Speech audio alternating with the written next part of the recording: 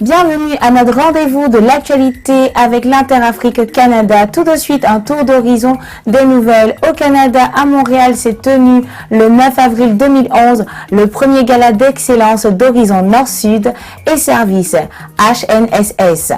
Toujours dans l'actualité canadienne, l'association Action Jeunesse Montréal a organisé le 28 avril 2011 la conférence Vivre son héritage. Et le 30 avril s'est tenu le 5e anniversaire des prix Jeunesse Caraïbes. Enfin, résultat des élections fédérales, un gouvernement conservateur majoritaire à Ottawa. Du côté du continent africain, l'Afrique est la destination émergente des investissements directs à l'étranger. Au Congo-Brazzaville, un atelier international de patrimoine mondial se tiendra et en Côte d'Ivoire, les anciens sont au pays pour la paix. À l'international, on retient l'ouverture du procès des 2 chefs rebelles rwandais en Allemagne. Et dans l'actualité sportive, à l'approche de la CAN 2012, Libreville a entamé son opération Ville propre. Et pour finir, la culture, nous aborderons la 27e édition du Festival international de cinéma Vue d'Afrique. Comme annoncé dans les dépêches, à Montréal s'est tenu le 9 avril 2011 le premier gala d'excellence d'Horizon Nord-Sud et Service HNSS, qui vise à souligner les réalisations exceptionnelles des ethno-québécois œuvrant dans toutes les sphères d'activité de la société québécoise qui se sont démarqués par leur parcours professionnel ou universitaire hors du commun et aussi leur engagement politique et social. Ça répond aux besoins de reconnaissance, parce que dans nos sociétés, en particulier la société d'accueil, on parle des ethno-québécois que quand il y a problème, que quand il y a les gangs de rue, quand il y a des accidents, mais il y a des gens qui quotidiennement posent des actes positifs et il faut aller vers ces personnes-là, les découvrir et le relever, le mettre en valeur et leur dire qu'elles font des choses intéressantes et que ces choses-là valent la peine d'être reconnues.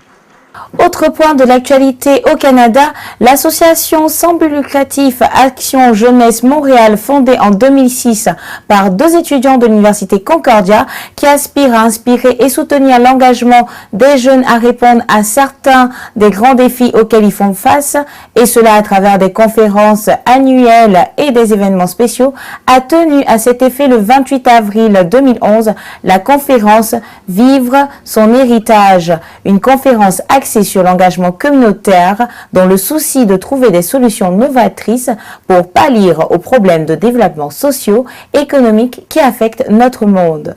On notait la participation de plusieurs personnalités engagées, notamment M. Stéphane Lewis, envoyé spécial de l'ONU pour le VIH-Sida en Afrique, M. Greg Kielberger, cofondateur de l'association Enfants Entraide, Dr David Suzuki, environnementaliste de renommée mondiale, et Mme Michaëlle Jean, ancien gouverneur général et commandant-chef du Canada, qui est envoyé de l'UNESCO pour Haïti. Et le 30 avril, lors du 5e anniversaire des prix Jeunesse Caraïbes, leur association a rendu hommage aux athlètes pour leur accomplissement sportif et félicité leur famille qui les soutient dans leur cheminement. So it's inspiring to us, it gives us the will to go on further in whatever we do, basketball, soccer, football, Suite aux élections fédérales qui se sont déroulées le 2 mai dernier, le Parti conservateur obtient finalement une majorité alors que le NPD forme maintenant l'opposition officielle à la Chambre des communes. Du côté du continent africain, l'Afrique est la destination émergente des investissements directs à l'étranger. Effectivement, les investisseurs étrangers, notamment ceux en provenance des pays émergents comme la Chine, l'Inde, perçoivent en Afrique et en particulier au Gabon d'énormes opportunités de croissance à long terme au regard de la tendance des 10 dernières années, indique une enquête réalisée par Ernst & Young. D'autre part, les investissements directs étrangers dans les pays les plus pauvres devaient être orientés vers la création d'emplois et la diversification de leurs économies, estime un rapport de la Conférence des Nations Unies sur le commerce et le développement. Au Congo-Brazzaville, Pointe-Noire, la capitale économique, accueillera du 16 au 27 mai prochain un atelier international sur le patrimoine mondial.